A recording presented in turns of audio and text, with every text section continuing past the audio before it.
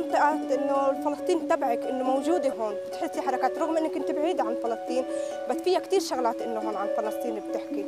فاحنا بنتمنى يا رب يا رب اليوم قبل بكره عن جد يرجع يتعمر المخيم من اول وجديد واحسن من الاول. وانا بالنسبه لي مو هذا الدمار كل اللي صاير بالنسبه لي رغم انه دماره بس جنه جنه.